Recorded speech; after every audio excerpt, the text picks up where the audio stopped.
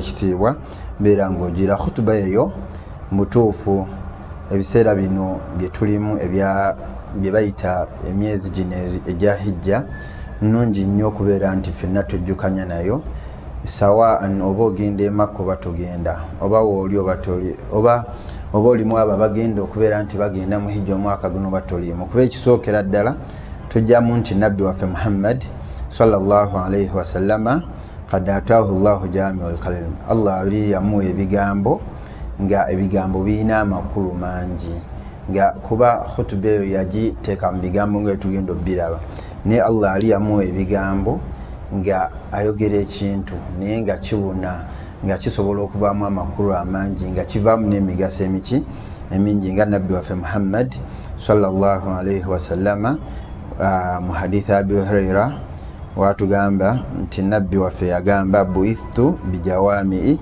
alkalim nti mu butuufu Allah yampa ebigambo ng'engeri gye mbisengekamu byonna yonna bibeera bigenda kutuuka ku bantu bangi babeere nga babifunamu ebyokuyiga ate ebirala nga bingi nnyo ng'ate byanjawulo mu mbeera y'okubeera nti mesegi etuuka ku bannaffe. Era mu biseera ebisinga nabbi okubeera nti bino ebigambo era ye kennyini agamba nabbi waffe Muhammad sallallahu alaihi wasallama khutuba eno okulaga nti Allah yabeera nti yamusengekera ebigambo bino bwe biti era buli kyowulidde awo kintu kyamaanyi nnyo era nabbi Allah asiima okuba nti bye bigambo ebimu kuba kimanye nti no muhijjatul wida mulimu abantu abalaba nabbi waffe Muhammad sallama nga bakumamulaba awo kuba nabbi yayogera mu khutuba ezo mu hijjatul wida yagamba fa inni la adiri la'alli la hujju ba'da hijjati hadhi timbutuufu nze mubutuufu simanyi oba nasobola okubeerawo oba nasobola okuddamu nenkola hijja nga mmaze okukola hijja eno. So mu mbeera yonna Ibn Abbas agamba, Abdullah ibn Abbas atugamba fa alladhi nafsi biyadi, mazima ddala ndayira nga ndayira Allah ow'ekitiibwa yantonda, innaha lawasiyatuhu sallallahu alaihi wasallama ila ummati, mazima ddala ebigambo bino ebyali mu khutuba eno khutbatul wida bye byali ebiraamu ekiringa ekiraamu kye nabbi waffe Muhammad sallallahu alaihi wasallama kyalekera umma ye, kyatulekera ffenna ng'abanadamu. Ge makulu lwaki ffenna tulina okubeera ntudde emabega ne tubeera ntugezaako okubeera ntutegeera ebigambo bino n'obukulu bwabyo, kuba mu butuufu Sheikh Ibn Qayyim atugamba inshallah taala nti mu butuufu khutuba eno ebitendo byayo yali agitenda obulungi bwayo ti nabbi Muhammad sallallahu alaihi wasallama yabeera nga atwaliramu qawaidil islam, amateeka g'obusiraamu, n'atwaliramu ebintu bye baali bakola mu jahiliya ebitagenda kuddamu kubeera nti bikkirizibwa, n'ayogera kubeera nti mu butuufu omuntu yenna azin rights z'omukyala zotekebwa okubeera nti omuyisa. Ebyo byonna biraga obukulu obwa khutuba eno ya nabbi waffe Muhammad sallallahu alaihi wasallama inshallah taala. Era nabbi n'amaliriza ng'agamba nti atulekedde ewantu ekitabo kyatulekedde kitabullah wa sunnati, atulekedde al-Qur'an al-Karim.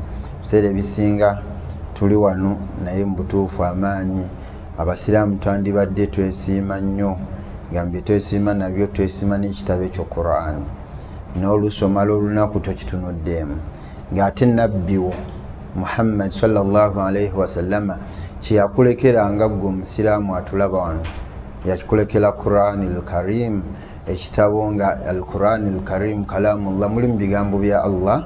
Era ffenna oliwe twali tubakubiriza nti bannaaye emyezi gino gye tulimu ekigendererwa ekisinga kutendereza Allah.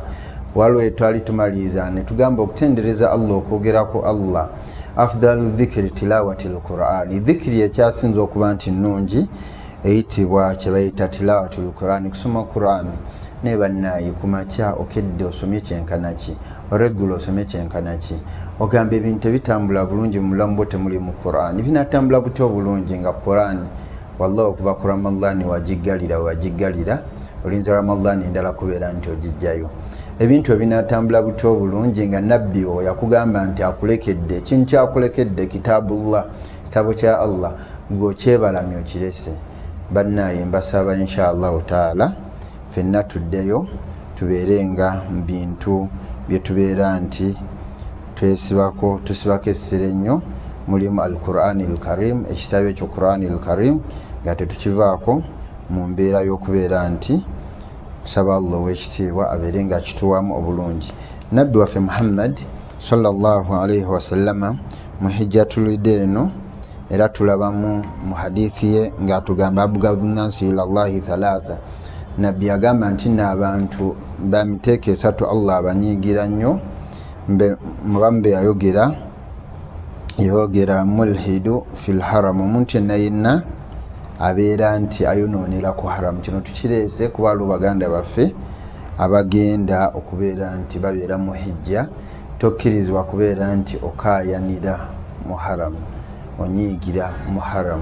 Tokkirizibwa kubeera nti okola oba tuyagala kubeera mu Allah banyigidde. Tokkirizibwa kubeera nti wallahi onakuwaza omusiraamu yenna, kuba abantu abo bogenda oba onakuwaza balina ekitende ekyamaanyi nnyo kye bayita dhaifu rahman, baba bagenyi ba Allah w'ekitiibwa. So mu mbeera yonna obanga omunakuwaza obeera onakuwaza omugenyi wa Allah. Nabbi waffe Muhammad sallallahu alaihi wasallam mu hadithi emu yatugamba alhaj walmu'tamir wafdullah. Yatugamba nti no mubutuufu haji yenna n'omuntu agenze okukola umra aba agenze ku nnyumba ya Allah, baba delegates ba Allah. Ti abantu abo basaba Allah kintu kyonna kye basabye Allah, Allah akyanukula. Kati ogenda kubeera awo onyiize omugenyi wa Allah ng'omunyiizira mu Arafa oba Mina oba Muzdalifa oba mu kifo kyonna baneetokkirizibwa kuba ojja kubeera nti obeera mu busungu bwa Allah. Khutuba eno yatugirayo ekyenjawulo kye twagala kuba ye society yaffe mwetambulira okubeera nti kye bayita alwasiyatu binnisaayi. Nabbi yatulamira ebintu, yatulamira okubeera nti tetuzanyisa musaayi, tetuzanyisa kubeera nti obulamu bw'omuntu tubuwa respect, tubuwa ekitiibwa. Tokkirizibwa kubeera nti obeera factor eridinga ku kufa kwa musiraamu munno oba ku kufa kw'omuntu yenna. Tokkirizibwa kubeera nti mu butuufu obeera awo. Era nabbi nayongera mu maaso nabeera nti yatulaga nti mu butuufu alwasiyatu binnisa, okutulamira ku bakyala. Abakyala nsonga nkulu nnyo mu busiraamu okubeera nti ekwatibwako, era okuba nti nabbi yakyeta mu khutuba gye tugamba mu hijjatul wida, mu hijja ye yasembayo n'ebigambo Abdullah ibn Abbas byatugambye nti bino ebigambo nabbi byatugamba temazima ddala kwali kubuulirira kusembayo, kwali agala buli muntu yenna abeere nga ategeera. Nabbi yatulaga rights mu butuufu huququhunna, yatulaga kye bayita rights ez'omukyala ze tulina okubeera nti tutuukiriza, n'atulaga okubeera nti tugezaako okubeera al-ihsan ilayhinna, okubeera nti tugezaako okubeera nti tubayisa bulungi abakyala wa muasharatuhunna bil ma'rufi, n'okuwangala nabo mu mbeera ennungi. Ogezaako okubeera nti wangala n'omukyala mu mbeera ennungi. Yatugamba fattakullaha fi nnisaa'i fa innakum akhadtumuhunna bi amanillah wastahlaltum furujuhunna bi kalimatillah. Ogamba nti natugamba mutye nnyo Allah, mwegendereze Allah mu kubeera nti mwegendereza butawe mukwata abakyala kwamu abafuna nga mubafuna no bi amanallah, nga mujuliza Allah, nga mwesigamidde Allah mu mbeera yonna, era nebeera nga obwerere bwabwe bwafuuka halali gye muli bi kalimatillah, olw'okubeera nti mwakola ziwaaji, mwakola obufumbo obutukuvu betugamba obw'obusiraamu inshallah taala. Era nabbi waffe Muhammad sallallahu alaihi wasallama agenda mu maaso okubeera nti atulaga obukulu bw'abakyala mu hadith eri mu sahihain nga Abi Huraira gye yatugamba istawusu binnisaa'i khairan. Tibannaye mugezeeko okubeera nti mugezaako okubeera nti muyisa abakyala, balamira okubeera nti abakyala mubayisa obulungi. Fa inna almar'atu khuliqati, mazima ddala abakyala bano nabbi atugamba nti nno babajja mu lubirizi. Okumanya omuntu ateekebwa nabbi kyali ategezaako tulaga, jjukira Adamu alayhi salaam, Allah yamala omutonda era abamanyi abasinga bagamba nti olaba Allah kyetulina okukakasa nti bano abakyala litaskunu ilaihi, Allah abateerawo kubeera nti tuwangala nabo, batutebenkera nabo bulungi. Olaba Adamu alayhi salaam Allah amutonda ng'awangalira mu jjana, ffenna kyetukakasa nti mu jjana, era abamanyi bagamba mu jjana tewali kitaliimu. Abakyala mwebali bonna, abakyala mwebali, buli omukyala gwandiyagadde mwali mu jjana obulungi bwe. Abakyala abanyirira, abakola kyabamalayo, kyetugamba kwe kugera okwangu n'okuba nti Allah yennyini yamala n'ajja mu lubirizi lwa Adamu alayhi salaam n'amugiramu Hawa. Wano kyatulaga nti bano abakyala bano twabatonda tubajja mu lubirizi lwammwe, so mugezeeko okubeera nti mubakola ki, mubayisa bulungi. Era nabbi n'atulaga nti mutuufu ate sayidi gye babajjamu ye sayidi eno eyaki, eya waggulu.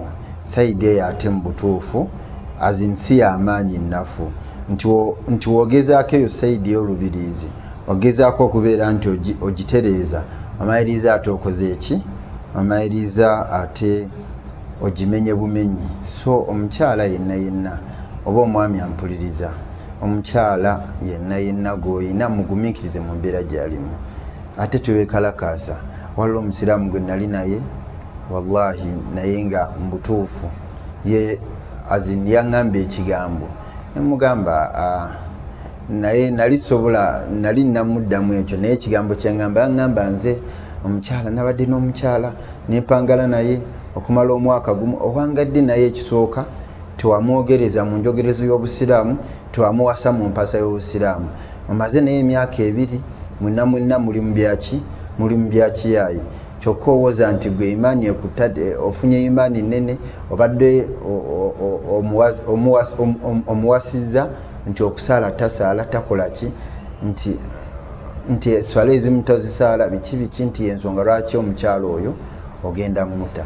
Olina okusooka okubeera nti ogumiikiriza omukyala ne waaba ayina kyatakola nga kya busiraamu, naye nga oyina option ey'okubeera nti osobola okubeera nti okirongoosa ye kennyini n'alongooka n'akikola, nkusobere ng'ogumiikiriza mu mbeera yonna yonna, n'ekiba kinga kinene mu mbeera yonna yonna nga kisobola okugumiikirizibwa ku mukyala, gezaako okubeera nti okigumiikiriza, pozi nga kisusse ku kkomo, ekkomo lyetumanyi ffenna inshallah taala. So n'ebino ebisigadde, omukyala nze wakatafumbye gwamanyira okubeera nti bakufumbira, omukyala takyamfaako mu mbeera yonna yonna, mbeera nti ogera naye bulungi, obeere ng'okumyawo almahabba, obeere ng'okumyawo omukwano wa rahma n'okusaasira. Abakyala bano tubasaasire inshallah taala, kuba kuva nabbi atulaamira okubeera nti tugezaako okubeera nti tubayisa bulungi, tubakwata bulungi, tugezaako okubeera nti tubayisa mu mbeera gye balimu oba tubagumiikiriza. Kuba amaliriza atugamba nti woba ogezaako mutereeza, olubirizi olwo ogezaako era odutereeza, maliriza era okoze eki, nti njagala nze puroguramu ebeere bweti nga bwe njagala, nga twagala kikyuka mu kyonna kino, maliriza ate omukyamizza.